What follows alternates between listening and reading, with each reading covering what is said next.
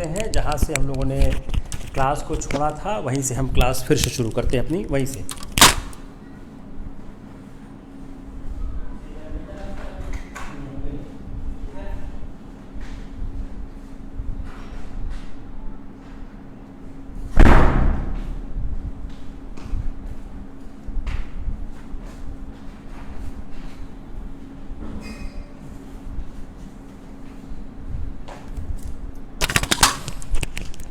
हम लोग थे कि पोस्ट 1892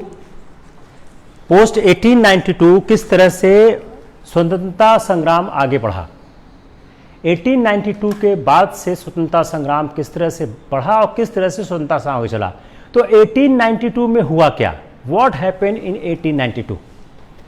जब 1892 में उन्होंने, जब 1892 का जो इंडियन काउंसिल एक्ट आता है, तो 1892 का इंडियन काउंसिल एक्ट वह एक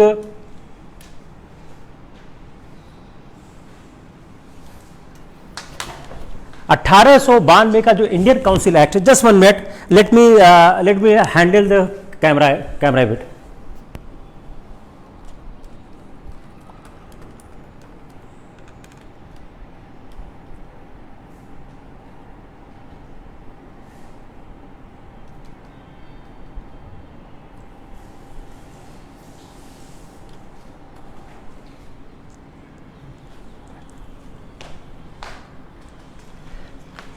I hope the camera is fine. थोड़ा सा कैमरे में दिक्कत आ रही थी। हाँ, 1892 का जो इंडियन काउंसिल एक्ट था, अगर हम 1892 के इंडियन काउंसिल एक्ट में देखें तो जो सबसे महत्वपूर्ण चीज क्या थी, निर्वाचित नगर पालिका और जिला बोर्ड। जो निर्वाचित नगर पालिका और जिला बोर्ड, जो यह दो चीजें आ गई थी, इन दो चीजों के आने के कारण एक महत्वपूर्ण परिवर्तन आ गया। अगर हम 1861 में और 1861 और 1892 में दोनों को कंपेयर करें तो पहली बात क्या रही थी कि जो निर्वाचन नगर पालिकाएं जिला बोर्ड के द्वारा जो अप्रत्यक्ष रूप से आ रहे थे, लेकिन सरकारी बहुमत बरकरार रहा। सरकारी बहुमत बरकरार, जो सरकारी बहुमत है वह बरकरार रहा। जो सरकारी बहुमत है उसमें फर्क नहीं आया, सरकारी बहुमत बरकरार रहा। तो ये महत्वपूर्ण, देखो 3 महत्वपूर्ण चीजें आपको याद करनी है 1892 के आगे वाले सालों को लेकर। क्या क्या बात हो गई, निर्वाचित नगर पालिका, जिला बोर्ड, सरकारी बहुमत, इन तीनों को वह ऐड करके आपसे सवाल कर सकते हैं। ये तीनों चीजें ऐड कर सकते हैं आपको सवाल करते समय कि 1892 के एक्ट में क्या महत्वपूर्ण चीजें थीं। उन्होंने जो निर्वाचन नगर पालिकाओं, जिला बोर्डों के द्वारा अप्रत्यक्ष रूप से, इनडायरेक्ट, तीसरा क्या कर देंगे, इनडायरेक्ट वर्सेस डायरेक्ट। तो अप्रत्यक्ष रूप से उन्होंने इनको शामिल किया। तो जो उन्होंने शामिल किया वह अप्रत्यक्ष रूप से किया, प्रत्यक्ष भागीदारी नहीं थी, इनडायरेक्ट वर्सेस डायरेक्ट। लेकिन भारतीय इससे संतुष्ट नहीं हुए। अब संतुष्ट क्यों नहीं हो रहे थे, क्योंकि सदस्यों को वार्षिक बजट पर बहस करने का अधिकार दे दिया गया।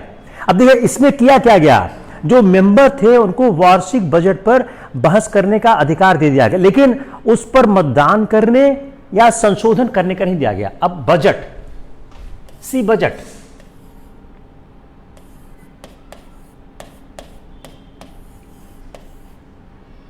बहस, यस, मतदान, नो, संशोधन, नो।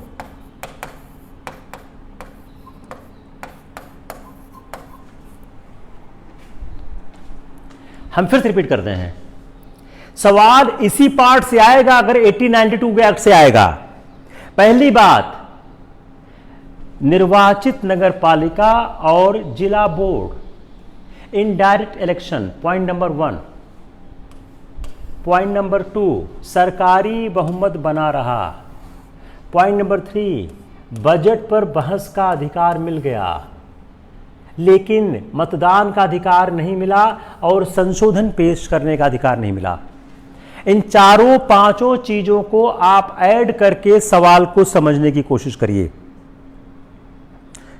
आप यही याद करके जाओ, क्लास में ही याद करके जाओ कि क्या क्या फर्क आया। तो वो सवाल पूछ सकते थे, लेकिन उनका जो जवाब था, अब देखिए बहस का अधिकार मिला तो क्या सवाल पूछ सकते थे, लेकिन पूरक सवाल नहीं पूछ सकते थे। पूरक सवाल नहीं, सप्लीमेंट्री क्वेश्चन नहीं। अब बहस से सवाल पूछने का अधिकार तो मिला, लेकिन पूरक सवाल नहीं पूछ सकते थे, सप्लीमेंट्री सवाल नहीं पूछ सकते थे, जवाबों पर बहस नहीं कर सकते थे। बहस तो हुआ, जवाबों पर बहस नहीं। एकदम गणित की तरफ पढ़ो, तब मजा आएगा। जवाबों पर बहस नहीं कर सकते थे। अब फिर शुरू करता हूं। बजट पर अधिकार मिला, कैसा मिला? बहस करने का अधिकार मिला। मतदान नहीं कर सकते थे, संशोधन नहीं कर सकते थे। अब जो उनको सवाल पूछने का अधिकार मिला, पूरक सवाल नहीं पूछ सकते थे। अब मान लीजिए कोई जवाब दिया गया तो जवाब पर बहस नहीं कर सकते थे। यह जो संशोधित जो औपनिवेशिक विधान परिषद थी, इसकी बैठक 1909 तक साल में 13 दिन चली सिर्फ। अब जो 18, जिसे आपने 1861 से देखा, वैसे ही 1892 से 1909 तक साल में 13 दिन चली। औसतन साल में 13 दिन चली, 17 साल तक चली और औसतन साल में 13 दिन चली। और गैर सरकारी भारतीय सदस्यों की संख्या भी ज्यादा नहीं रही। तो भारतीय राष्ट्रवादी इस अधिनियम से असंतुष्ट थे। जो भारतीय राष्ट्रवादी थे इस अधिनियम से असंतुष्ट थे। इंडियन काउंसिल एक्ट 1982 से असंतुष्ट थे, अधिनियम से असंतुष्ट थे। उनको संतोष नहीं था, इससे खुश नहीं थे। अब असंतुष्ट क्यों थे? जो कारण बताया गया उससे कौन संतुष्ट होगा? वो लगता था जो परिस्थितियां हैं वो इम्पोर्टेंट हैं, नपुंसक हैं, कुछ नहीं कर सकती हैं। और उनकी मांग क्या थी कि विधान परिषदों में और गैर निर्वाचित में बहुमत मिले। अब मांग क्या थी? अब देखो, अभी 1892 का जो एक्ट आया और जो 1909 तक चला, इस बीच मांग का स्वरूप बदलने लगा और इसीलिए 1909 का एक्ट आया था। अब उनकी मांग क्या थी? उनकी मांग का स्वरूप क्या था? बहुमत मिले, मेजॉरिटी मिले। अब 1892 के एक्ट में समस्या क्या थी? मेजॉरिटी किसकी थी? गैर सरकारी लोगों की, सरकारी लोगों की। तो वो क्या चाहते थे कि बहुमत मिले। किसको मिले? गैर सरकारी को मिले। गैर सरकारी लोगों को बहुमत दिया जाना चाहिए, निर्वाचित होना चाहिए। बजट पर कंट्रोल दो। इसको इंग्लिश में बोलते हैं कंट्रोल ऑन द पर्स। हमको ऐसा कुछ दो कि हमारा बजट पर कंट्रोल हो, बजट पर नियंत्रण हो। और उन्होंने एक नारा दिया, प्रतिनिधित्व के बगैर कर नहीं। प्रतिनिधित्व के बगैर कर नहीं।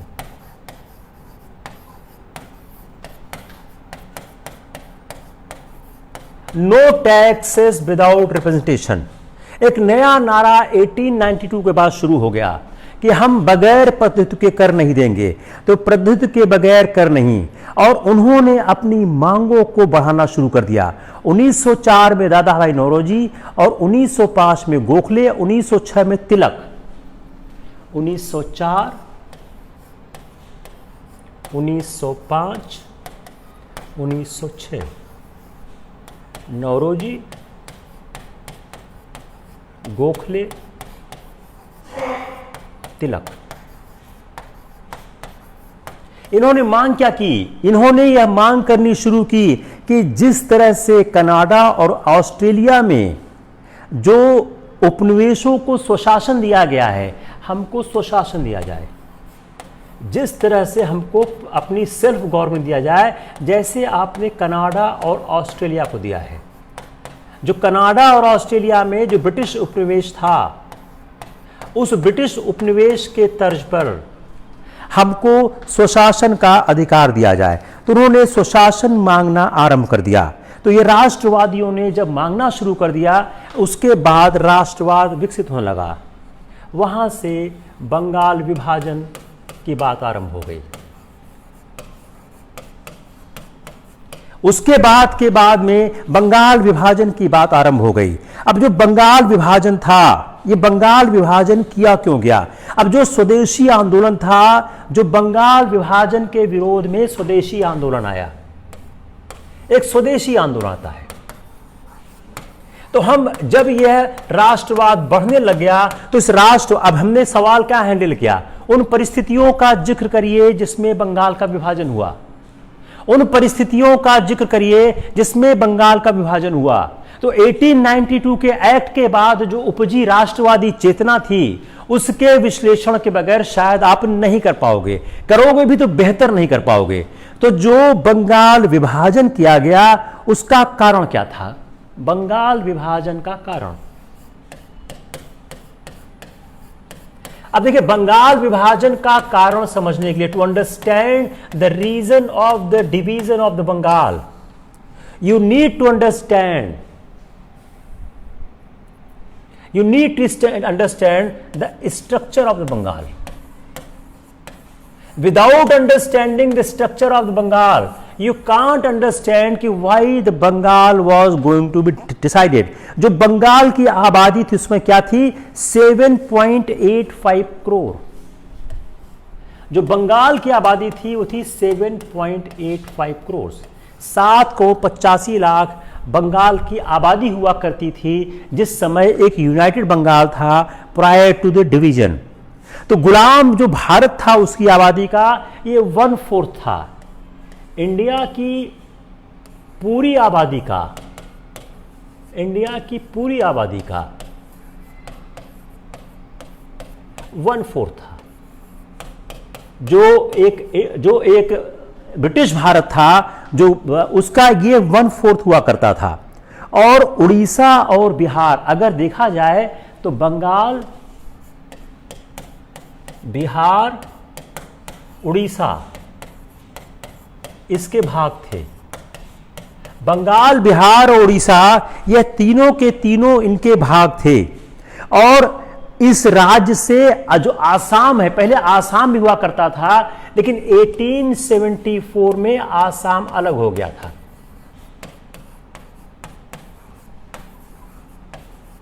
पहले आसाम भी हुआ करता था, लेकिन 1874 में आसाम अलग हो गया था। तो जिस समय कर्जन ने डिसीजन लिया कि हम बंगाल को बांटेंगे, उसमें बंगाल, बिहार और उड़ीसा इसके हिस्से थे। अब इतने बड़े राज्य का प्रशासन चलाना मुश्किल था।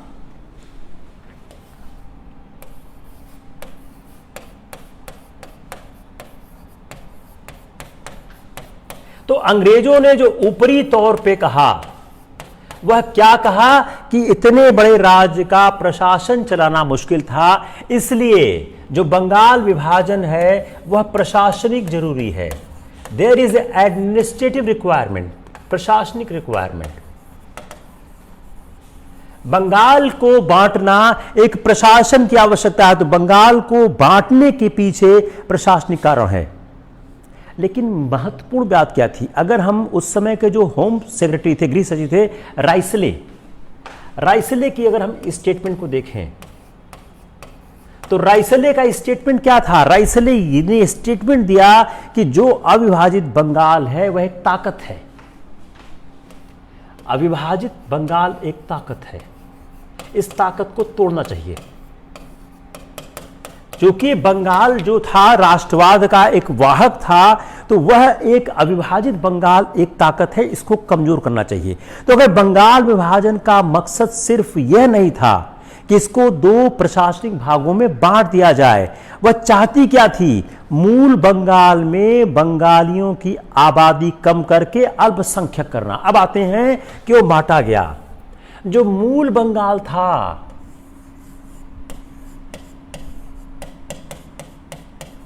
उसमें बंगाली आबादी कम करो,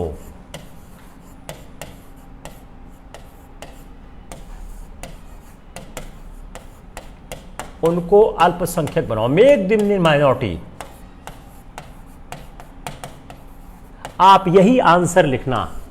अगर बंगाल की विभाजन पे आता है तो एक आपको देंगे प्रशासनिक कारण, आप लेकिन इसको लिखना कि उनका लक्ष्य क्या था, उनका मकसद क्या था कि बंगाल वासियों की, बंगाल के पूरे वासियों को आप दो फ्रेम में बांट दो, दो भाग में बांट दो। उससे क्या होगा, उनका प्रभाव कम हो जाएगा।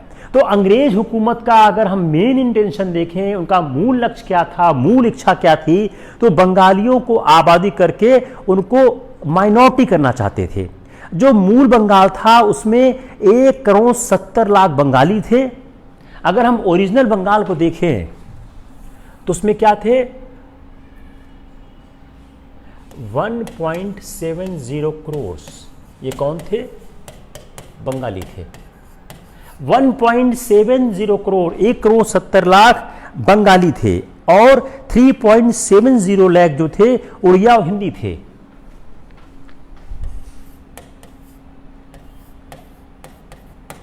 उड़िया और हिंदी थे। तो तीन भाषाओं के लोग थे, बंगाली, उड़िया और हिंदी थे। तो इस विभाजन की जो योजना थी उसमें एक बात और थी, यह तो भाषा हो गया, धार्मिक आकांक्षा भी थी। They have the desire to divide the Bengal on the communal line also. तो there is one issue of the language and the issue of the communal. वो धार्मिक आकांक्षा भी थी और इस धार्मिक आकांक्षा से उनको लगता था कि जो 19वीं सेंचुरी के एंड में जो अंग्रेजों के खिलाफ कांग्रेस ने आंदोलन आरंभ किया था उसको मुस्लिम सांप्रदायिकता से बैलेंस किया जाए। मैं मेंस की तरफ बढ़ चुका हूं, आप लोग ध्यान दिया करिए कब मैं प्रीलिम्स में से मेंस की तरफ बढ़ जाता हूं। मुस्लिम सांप्रदायिकता से संतुलित किया जाए। मैं कई बार कह चुका हूं कि प्रीलिम्स और मेंस की तैयारी एक साथ होती है। जो लोग अलग अलग करते हैं वह अपनी तैयारी के साथ न्याय नहीं करते हैं। तो धार्मिक आकांक्षा क्या थी कि मुस्लिम सांप्रदायिकता से संतुलित, किसको किया जाए संतुलित, राष्ट्रीय आंदोलन को। राष्ट्रीय आंदोलन को मुस्लिम सांप्रदायिकता से संतुलित किया जाए। जो एक राष्ट्रीय आंदोलन बढ़ रहा है, अगर हम उनको इस तरह बांट देंगे तो मुस्लिम जो एक सांप्रदायिकता है वह राष्ट्रीय आंदोलन को अंग्रेजों के पक्ष में संतुलित कर दी। तो बंगाल विभाजन से क्या हो रहा था, जो ढाका में बहुसंख्यक जो मुस्लिम आबादी वाला एक नया प्रांत बन रहा था।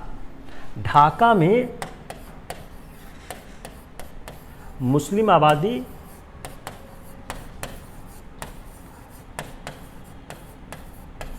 बहुसंख्यक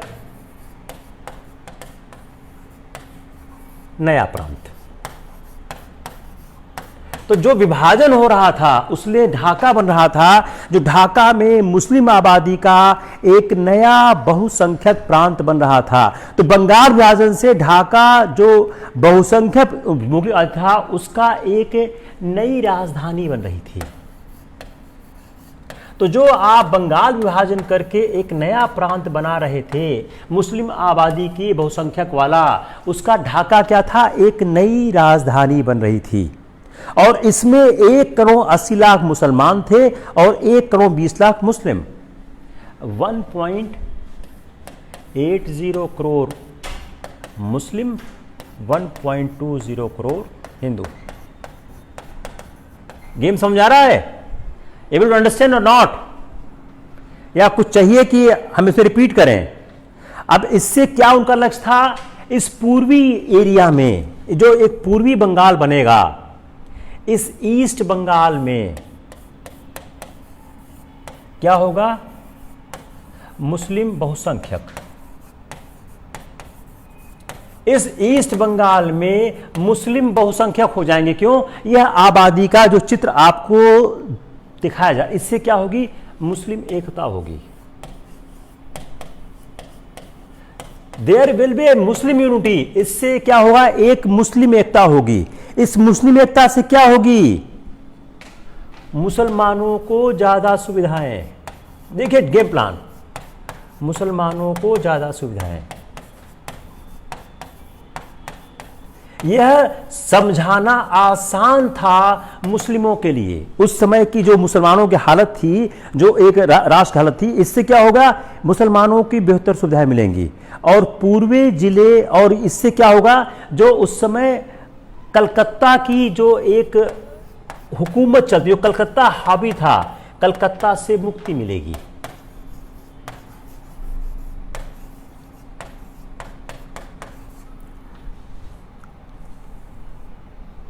कलकत्ता से उनको मुक्ति मिलेगी, यह मुसलमानों को कहकर समझाना आवश्यक था। तो क्या हो गया, अब हम आते हैं सवाल पे। बंगाल विभाजन की योजना भारतीय राष्ट्रीय आंदोलन पर सुनियोजित हमला था। चलिए सवाल बना देते हैं। बंगाल विभाजन भारतीय राष्ट्रीय आंदोलन पर सुनियोजित हमला, यह सवाल बन गया। अब इस सवाल के लिए आपको यही सब लिखना होगा। अगर इसको क्वेश्चन की तरह देखा जाए तो सवाल क्या क्या हो गया कि यह जो बनाया गया, यह भारतीय राष्ट्रीय आंदोलन पे, जो इंडियन नेशनल मूवमेंट चल रहा था, उस पर एक सुनियोजित हमला था। It was an attempt to attack on the Indian nationalism. The Indian nationalism clearly saw the design behind the partition and they condemned it. थोड़ा 2 मिनट पॉज ले लेते हैं। दिमाग गर्म हो गया होगा इतना सुन के। दिमाग गर्म हो गया कि नहीं हुआ, बोलो। दिमाग पक्का गर्म हो गया होगा इतना सुन के। थोड़ा 2 मिनट की रेस्ट लेते हैं। बताइए, कोई शंका समाधान चाहिए, जल्दी बताइए। कोई शंका समाधान, कोई समस्या, तुरंत सॉल्व करते हैं विद इन 1 मिनट।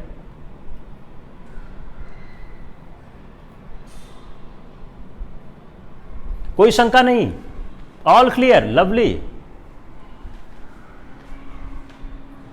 बताइए, किसी को कोई शंका है? नहीं है? चलिए, बड़ी अच्छी बात है यार। I am happy that I am successful teacher. अगर किसी बच्चे में, किसी एस्पायरेंट में कोई समस्या नहीं है, तो एक टीचर के लिए इससे ज़्यादा संतोष का विषय क्या हो सकता है कि उसने एक जो लेक्चर को तैयार करने की कोशिश की, समझने की कोशिश की, उसमें मेजॉरिटी ऑफ द एस्पायरेंट या all of the aspirant is able to get it.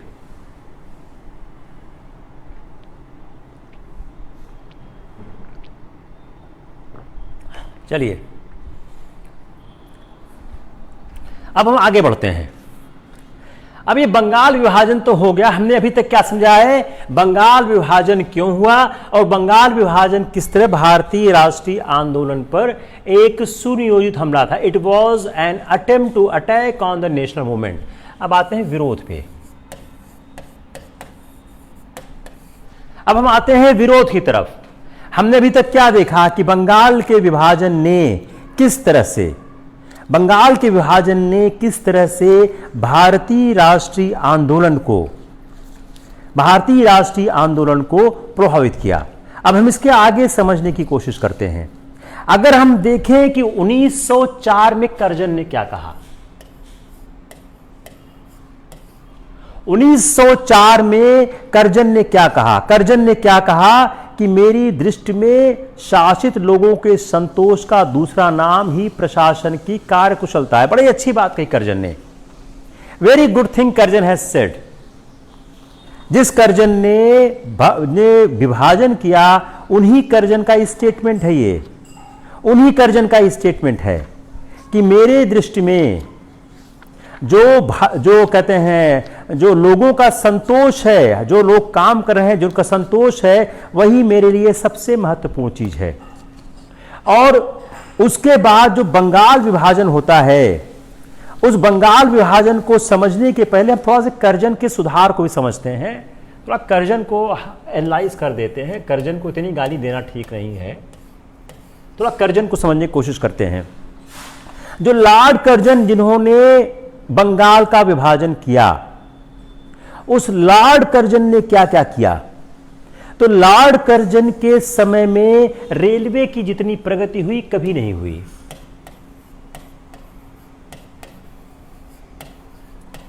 Lord Curzon के समय में रेलवे की प्रगति, सबसे ज्यादा रेलवे की प्रगति लॉर्ड कर्जन के समय में हुई। दूसरा, नमक कर घटा दिया गया, नमक कर घटा दिया गया। नमक कर को लॉर्ड कर्जन ने घटाया। दूसरी महत्वपूर्ण चीज कि नमक कर को लॉर्ड कर्जन ने घटा दिया। आयकर में छूट की सीमा,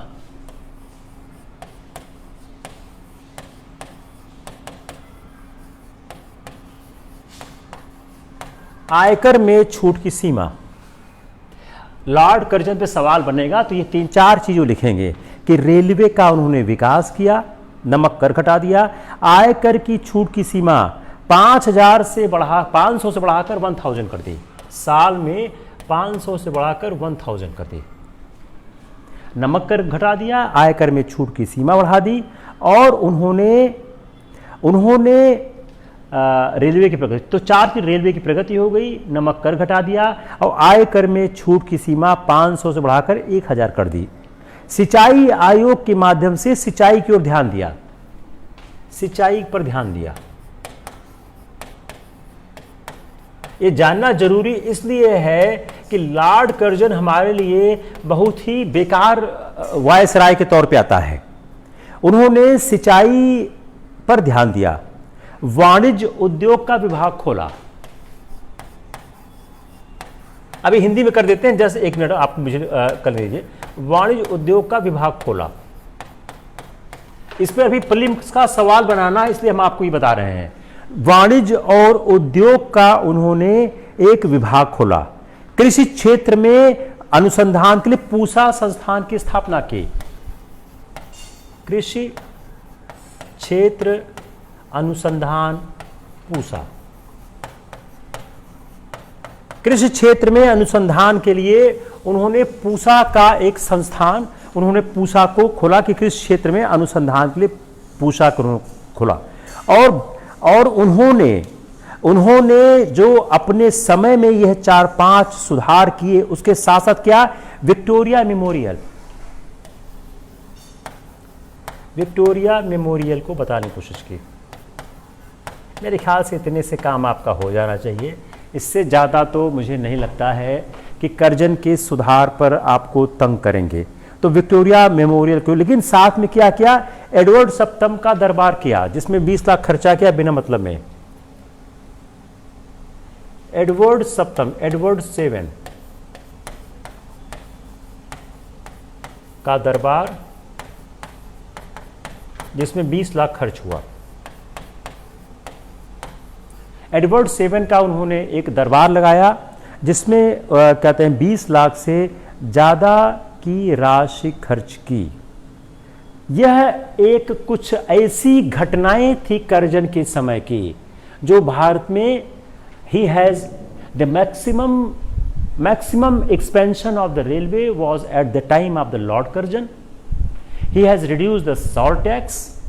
He has given exemptions to the income tax, and this limit was 500 to 1000. He has established a commission by which the improvement of the irrigation has been taken place. A new department of the commerce and industry has been established to improve or to initiate more and more research in the agriculture field. He has established the agriculture research center at the Pune. Victoria Memorial has been made lavish at that point in time, and Edward VII visited in India, and his Royal Highness, in his Royal Highness, the 20 lakh rupees has been expended. These are the sum of the initiative taken by the Curzon. अब आप इसी को ABCD करके सवाल बना लो। अब आप इसी को ABCD करके सवाल बना लो, उसमें साथ साथ आप बंगाल का विभाजन भी जोड़ दो, सवाल क्या हो जाए? सवाल बहुत महत्वपूर्ण हो जाएगा। सवाल क्या हो जाएगा? बहुत महत्वपूर्ण हो जाएगा, सवाल बहुत कठिन हो जाएगा।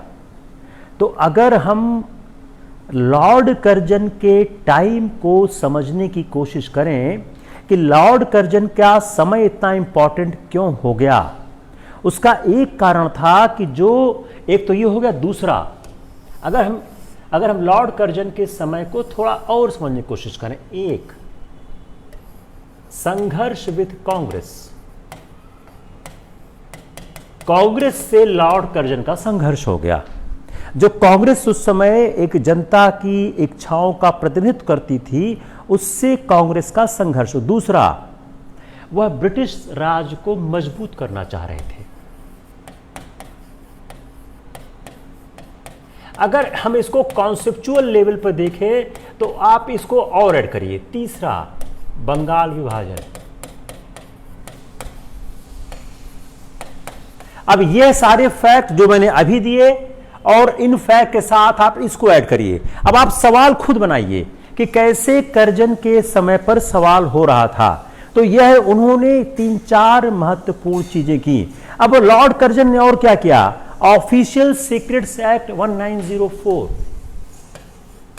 Official secret act 1904। अभी ऑफिशियल सीक्रेट एक्ट 1904 का लक्ष्य क्या था, पर्पस क्या था? इसके माध्यम से क्या था? सुरक्षा व्यवस्था पर कड़ी निगरानी रखना, सुरक्षा व्यवस्था पर कड़ी निगरानी रखना। तो एक सवाल और बन गया कि ऑफिशियल सीक्रेट्स एक्ट 1904 कर्जन क्यों लेके आते हैं? तो उन्होंने क्या किया था कि उन्होंने सुरक्षा व्यवस्था पर कड़ी निगरानी करना। 190203 में एंड्रू फ्रेजर के नेतृत्व में पुलिस आयोग बनाया।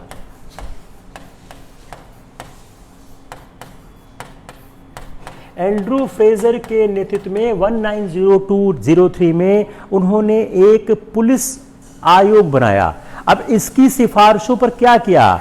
पुलिस के महकमे में उन्होंने पर्याप्त सुधार किए और सरकार के खर्च में 1.5 करोड़ की वृद्धि हुई। अब यह क्या हो रहा है? यह भारतीयों के अगेंस्ट है, यह भी अगेंस्ट है और यह भी अगेंस्ट है। भारतीयों के अगेंस्ट में दोनों है। अगर आप ऑफिशियल सीक्रेट्स एक्ट देखो या पुलिस का देखो, दोनों का दोनों भारतीयों के अगेंस्ट में है। कि जो उन्होंने ऑफिशियल सीक्रेट एक्ट किया हुआ 1902-03 में, जो एंड्रू फ्रेजर की अध्यक्षता में उन्होंने पुलिस सुधार किया, पुलिस की तनख्वाह बढ़ाई, उससे 1.5 करोड़ रुपया वार्षिक की खर्च हुई, 1.5 करोड़ रुपया पर एनम की वार्षिक की खर्च की वृद्धि हुई। इससे भारतीयों को क्या मिलने वाला है? और राजनीतिक अपराधों से निपटने के लिए गुप्तचर आयोग बनाया, गुप्तचर आयोग बनाया। राजनीतिक चलने के लिए एक उन्होंने स्पाई का डिपार्टमेंट बनाया कि ताकि गुप्तचर आयोग दिया जाए। अब यह जो घटनाएं थीं, यह घटनाएं राष्ट्रवाद के विकास में सहायक हुई। अब एक सवाल और बन गया, राष्ट्रवाद के विकास में कर्जन की भूमिका। राष्ट्रवाद के विकास में कर्जन की भूमिका। अब आप लोग क्या लिखोगे? आप लोग सिर्फ लिखोगे बंगाल विभाजन, उससे कुछ नहीं मिलने वाला है।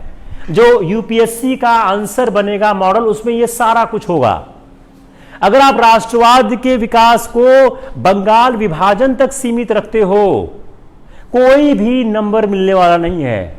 अगर उस 150 शब्द का 250 शब्द का 150 शब्द का सवाल क्योंकि ज्यादा है, मान लो उसका नंबर 10 होगा, आपने बंगाल विभाजन लिखा, नंबर 2 नंबर ज्यादा मिलने वाला नहीं उसमें, क्योंकि जो सारे पॉइंट्स पे मार्क्स बनेंगे उसमें ये सब शामिल होंगे कि कैसे कैसे राष्ट्रवाद के विकास में कर्जन उत्तरदायी हुए, कैसे कर्जन ने राष्ट्रवाद का विकास किया। अब राष्ट्रवाद के विकास में आप कर्जन और राष्ट्रवादी के बीच संघर्ष देखते हैं।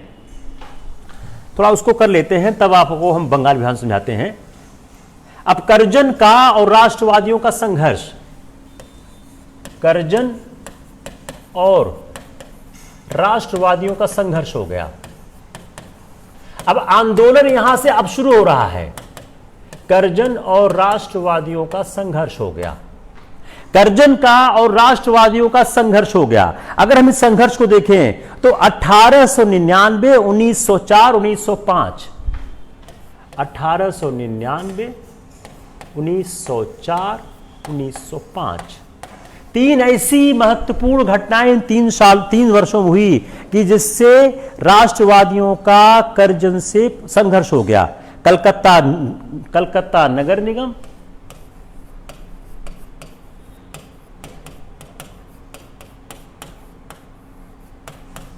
विश्वविद्यालय अधिनियम,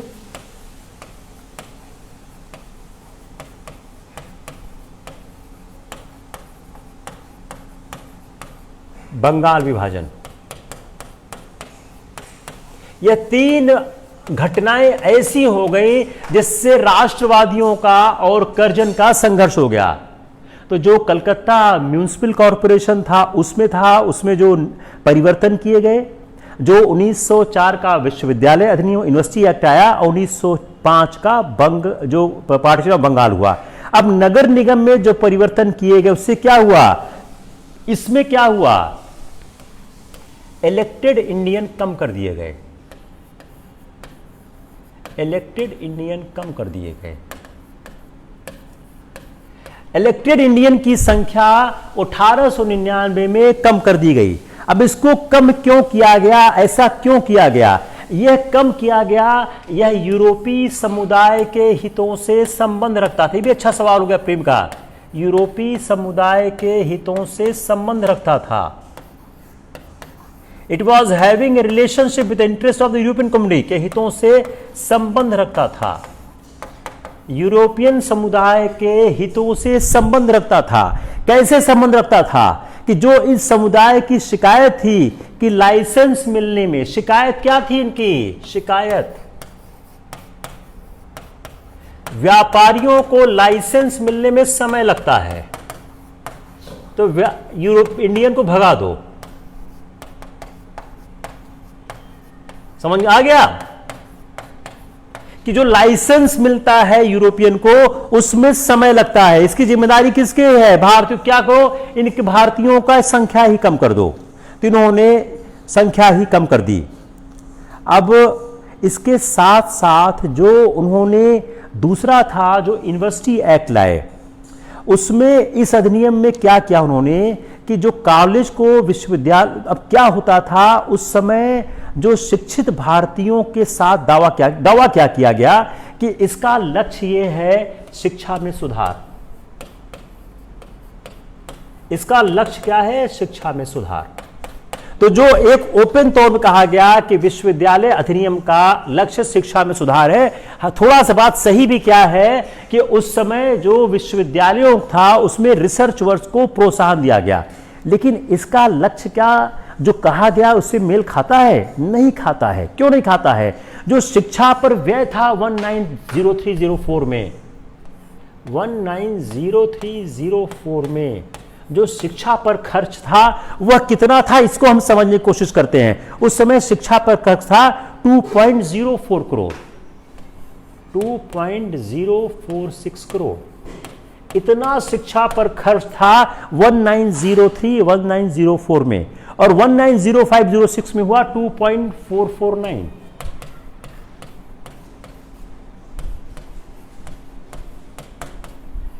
तो अगर आप इन 2 सालों के आंकड़ों को देखिए तो शिक्षा पर कोई फर्क नहीं। अब इसी समय हम पुलिस का खर्चा देखते हैं। लेट्स सी द पुलिस खर्चा, पुलिस एक्सपेंडिचर, कि उस समय पुलिस का खर्चा कितना किया, पुलिस पर एक्सपेंडिचर कितना किया गया। अगर देखा जाए इस समय जो पुलिस के खर्च में था उसमें कोई खास अंतर नहीं था। इसी अवधि में जो पुलिस के खर्च में वृद्धि थी उससे थोड़ा ही ठीक था। कुल बजट का, पूरे बजट का सिर्फ 2.5% था। तो पुलिस का खर्चा और शिक्षा का खर्चा ऑलमोस्ट एक था और पूरे बजट का सिर्फ 2.5% था। और जो विश्वविद्यालय थे वह मुख्यतः क्या थे, शिक्षा लेने वाले एक संस्थान थे और स्नातकोत्तर शिक्षा का केंद्र बनाने से थोड़ा फर्क जरूर आया, लेकिन उसके कारण क्या था, उसमें आशुतोष मुखर्जी एक कुलपति थे, उन्होंने हायर एजुकेशन पर ध्यान दिया। लेकिन अगर हम इसको देखने की कोशिश करें तो यह जो विश्वविद्यालय अधिनियम था, इस विश्वविद्यालय अधिनियम ने छात्रों को, बंगाल के छात्रों को उग्र बनाया। बंगाल के छात्रों को उग्र बनाया। उन्होंने यह स्वीकार नहीं किया कि जो विश्वविद्यालय अधिनियम है वह किसी भी तरह से उनके हित में आता है। तीसरा है बंगाल विभाजन। अब देखिए यहां अंग्रेज फेल क्या हो गए, वह बंगालियों की जो एकता थी वह समझने में फेल हो गए। अंग्रेज फेल कैसे हो रहे हैं, वह बंगाली एकता को समझने में फेल हो गए। वह बंगाली एकता समझने में असफल रहे। वह बंगाली एकता को समझने में असफल रहे। तो अंग्रेजों को यह नहीं लगा कि बंगाली इतने ज्यादा एक हो जाएंगे इस मामलों में। और जो कलकत्ता का जो एक माहौल था जहां पर सारे पढ़े लिखे लोग थे, उन लोगों ने इसको पूरी तरह से स्वीकार करने से इनकार कर दिया। अब जो अंतर्राष्ट्रीय परिस्थितियां थी उसकी भी अपनी भूमिका थी। उसी समय जो अंतर्राष्ट्रीय परिस्थितियां थी, अगर हम उस समय की अंतर्राष्ट्रीय परिस्थिति देखें, उसकी भी the international issue was also playing a big role in that point of time. वह रोल किस तरह से पे कर रहे थे। जो उस समय बोअर युद्ध में अंग्रेज हार गए, बोअर के युद्ध में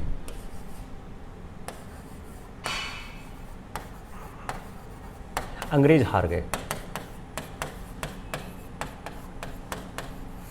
बोअर के युद्ध में अंग्रेज हार गए। एक सवाल आपको और तैयार करना होगा कि राष्ट्रवाद में इंटरनेशनल इशू कैसे काम आते हैं, कहीं मैं ध्यान दूंगा। और 1904-5 में रूस पर जापान की विजय, 1904-5 में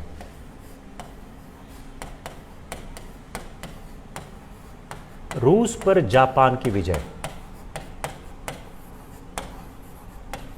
जो रूस था उस पर 1904-05 में रूस पर जापान की विजय हो गई। इससे क्या हुआ, एशिया में यह बात हो गई कि जो अंग्रेज अजेयता का जो एक सिद्धांत था टूट गया। अंग्रेज अजेयता का सिद्धांत टूट गया कि कोई छोटा सा देश अगर एकजुट हो जाएगा तो बड़े से बड़े देश को हरा सकता है। तो अंग्रेज अजेयता का जो सिद्धांत है टूट गया और एशिया के हर जगहों में यह बात फैल गई और बंगाली समाचारों ने इस पर लिख मारा। बंगाली समाचार ने लिख मारा, जो मनाया लिख मारा। उन्होंने इसको ऐसा लिखा कि अंग्रेजों की हालत खराब हो गई है। अब इस चीज के साथ साथ अगर हम देखें कि जो एक नस्लवाद था, एक नस्लवाद था,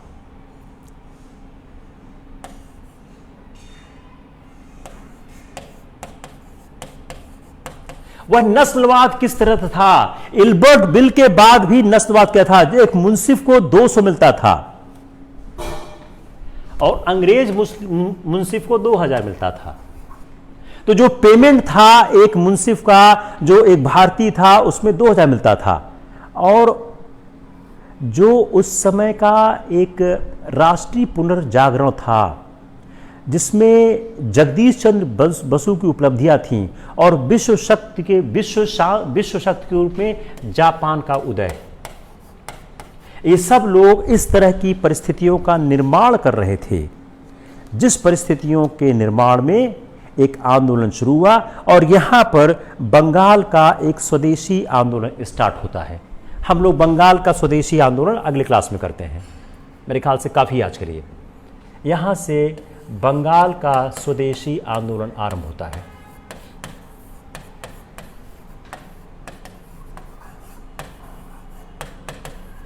अगले क्लास में हम लोग बंगाल का स्वदेशी आंदोलन और कांग्रेस का स्प्लिट दोनों करने की कोशिश करेंगे।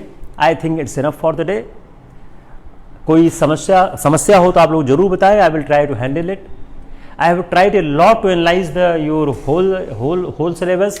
अब मैं कितना कर पाया नहीं कर पाया ये तो भविष्य बताएगा, but I tried a lot to explain in the great detail कि कैसे बंगाल विभाजन को हैंडल किया जाए। मैंने पहले भी कहा है, मैं आज भी कहता हूं, मैं कल भी कहूंगा कि आप लोग अगर अपने आप को चेंज नहीं करोगे तो सिविल सर्विसेज नहीं होगा। ये मैंने कई बार कहा है और मैं आज फिर कहूंगा कि यू नीड टू चेंज। जो पहला सवाल था कि 3 बार कांग्रेस अध्यक्ष कौन हुआ, बहुत से लोगों ने लिख दिया कोई भी नहीं हुआ। पहली बात तो आप समझने की कोशिश करिए कि जो कांग्रेस के नेता थे कैसे वो आंदोलन चलाते थे और कितने लोग कांग्रेस के नेतृत्व में काम करते थे। तो आप लोग इसको ध्यान रखें। कोई अगर सवाल है, कोई समस्या है, जरूर बताइए, नहीं तो आज की हम क्लास क्लोज करते हैं। एक बार मैं जरूर कहूंगा कि इतनी रिसर्च, इतनी कोशिश के बाद जो क्लास तैयार होती है उस क्लास के साथ न्याय करिए, आप लोग भी तैयारी करिए। नहीं ये क्या है, एक व्यक्ति पढ़ाने की कोशिश करे, पूरी मेहनत करे, पूरी रिसर्च करे, वह एग्जामिनेशन सिस्टम में अगर कम्युनिकेट नहीं होता है तो उसका कोई पर्पस नहीं रह गया। जब तक आप इन सब चीज़ों को एग्जामिनेशन सिस्टम में कम्युनिकेट नहीं कर पाओगे तब तक कोई फ़ायदा नहीं होगा। तो हमको आवश्यकता क्या है, हम एग्जामिनेशन सिस्टम में इसको ले जाकर लिखें, सवालों के प्रीलिम्स के हम जवाब दे सकें, मेंस की हम कॉपी में लिख सकें। अगर हम यह नहीं कर पाते हैं तो फिर कोई पर्पस नहीं होगा एग्ज़ाम का। अपनी रिसर्च चलती रहती है। मैंने पहले भी आप लोगों से ये साझा किया है कि हमारी क्लास के लिए बहुत ज़्यादा रिसर्च होती है, हम लोग बहुत ज़्यादा काम करते हैं और एक अलग दृष्टिकोण लेकर आने की कोशिश करते हैं। सिंपल क्लास चलानी हो तो शायद बहुत आसान है और कुछ इशू नहीं रह गया, लेकिन अपने को सुबह से शाम तक अपनी जो क्लास होती है उसको हैंडल करने के लिए देखना पड़ता है। और मैंने कई बार वो सीक्रेट शेयर किया है कि क्लास कैसे मैं चलाता हूँ। मैं 30 मिनट से ज़्यादा लेता हूँ क्लास को स्ट्रक्चर करने में। वह क्लास को पढ़ने के बाद की कार्रवाई है, कैसे क्लास को स्ट्रक्चर किया जाए, कैसे आसानी से उस व्यक्ति को समझा दिया जाए जो सिविल सेवा परीक्षा को अभी आरंभ कर रहा है, ताकि कोई उसको समस्या न लगे कि कैसे चीज़ों को ग्राह्य किया जाए। बंगाल विभाजन की बात सब जानते हैं। 2 बातें लोग अक्सर बताते हैं कि वह बंगाल विभाजन इसलिए हुआ कि अंग्रेज राष्ट्रीय आंदोलन को तोड़ना चाहते थे। लेकिन अंग्रेज राष्ट्रीय आंदोलन को कैसे तोड़ना चाहते थे, राष्ट्रीय आंदोलन कैसे टूट रहा था, राष्ट्रीय आंदोलन को तोड़ने के पीछे कारण क्या था, कैसे सांप्रदायिकता का प्रवेश भारतीय राजनीति में होता है, वह भी समझने की आवश्यकता है। अब लॉर्ड कर्जन एक विलेन थे, लेकिन लॉर्ड कर्जन के सुधार क्या थे, लॉर्ड कर्जन ने कैसे राष्ट्रीय आंदोलन को गति दी, यह भी एक समझने की जरूरत है। तो आप लोग इसको जरूर देखें। अब आज है वेडनेसडे, कल थर्सडे और फ्राइडे हम लोग यूट्यूब में मिलते हैं, जहां मैं कोशिश करूंगा 1939 से 47 तक के सवालों को हैंडल करने का। आई डोंट नो, एक दिन में 10, 12, 15 से ज़्यादा सवाल नहीं हो पाते हैं। अगर ज़्यादा सवाल हम लोग कर ले जाएंगे तो, क्योंकि उस पीरियड के सवाल जो हैं वो तकरीबन 40 के आसपास सवाल हैं जो मैंने बनाए हैं, और अगर मैं वो कर सका तो फिर हम 1927 से 1929 स्टार्ट करेंगे। जैसा मैंने पहले कहा है कि आपकी जो फ्रीडम स्ट्रगल है हम 2 पार्ट में कर रहे हैं। 1985 से 1927 इलाहाबाद विश्वविद्यालय पेज पे कर रहे हैं, 1927 से 1949 तक हम कहते हैं यूट्यूब पे कर रहे हैं। I also try to use the both the languages because I have the few aspirant who is English medium, they are unable to understand the technical terms. मैं कोशिश करता हूं कि दोनों भाषाओं में हो जाए। अगर किसी को लगता है कि देखिए वीना सिंह, अगर आप जिस भाषा में बेहतर लिख सकते हैं उसी भाषा में आप लिखें। अगर आपकी अंग्रेजी अच्छी है तो आप अंग्रेजी में लिखें, कोई इशू नहीं है। लेकिन अगर आपको लगता है आप हिंदी में अंग्रेजी से की तुलना में बेहतर लिख सकते हैं, आप हिंदी में लिखें। भाषा सिविल सर्विसेज में एक इंपॉर्टेंट रोल प्ले करती है। तो आप भाषा को लेकर ध्यान रखें, जो भाषा आप बेहतर ढंग से कर सकते हैं उसमें लिखें। अगर आपकी इंग्लिश और हिंदी दोनों ज़्यादा अच्छी है, दोनों में आप बेहतर लिख सकते हैं, हम अंग्रेजी भी लिख दे, कोई इशू नहीं है। As far as my class is concerned, मेरे पास मेजॉरिटी एस्पायरेंट क्या है वो हिंदी माध्यम के हैं, लेकिन मैं हिंदी इंग्लिश दोनों ही कोशिश करता हूँ। If the English medium aspirant are thinking that कि you need the more clarification English, I can do that also. लेकिन आप लोग मेजॉरिटी हिंदी स्पीकिंग बेल्ट से आते हो, तो आई डोंट थिंक कि आपको कोई समस्या होगी हिंदी समझने में। अगर मैं सारा कुछ हिंदी अंग्रेजी दोनों करूंगा तो पेस बहुत ज़्यादा कम हो जाएगी। वैसे ही मैं इतना ज़्यादा एक्सप्लेन करता हूं कि पेस अपने आप कंट्रोल हो जाती है, और जब से मैंने बोर्ड का इस्तेमाल करना शुरू किया है पेस और कंट्रोल हो गई है। लास्ट 1 मंथ से मैं बोर्ड का इस्तेमाल कर रहा हूं, पहले मैं बोर्ड का इस्तेमाल नहीं करता था। तो बोर्ड के इस्तेमाल करने से पेस क्या है और ज़्यादा कंट्रोल हो गई है। ये अच्छी बात भी है, कम पेस होने से एस्पायरेंट्स को समझने में आसानी होती है। आप लोग जरूर इसको देखें, फिर से पढ़ें, आप लोग इसको ज़्यादा से ज़्यादा शेयर करें, ज़्यादा से ज़्यादा लोगों को बतावें। अपनी एक कोशिश है कि लोगों को जो कोचिंग का एक भ्रमजाल चल रहा है उससे हम बाहर ले आवें। उसमें आपके सहयोग की आवश्यकता है, आप लोगों को बताएं। अपने को कोई इंटरेस्ट नहीं है 10 आदमी सुने और 100 आदमी सुने, मुझे कुछ मिलना नहीं है। लेकिन अगर आप ज़्यादा लोगों को बताएंगे तो उसका फ़ायदा सिर्फ यही होगा कि ज़्यादा से ज़्यादा लोग इसका लाभ ले पाएंगे, ज़्यादा से ज़्यादा लोग सफ़र हो सकते हैं, ज़्यादा से ज़्यादा लोगों को अप्रोच मिलेगी। तो will see you tomorrow on the YouTube online IAS classes by Virendra Ojha, जिसपे हम स्टार्ट करेंगे question answer session from 1939 to 1947। Take care, thank you.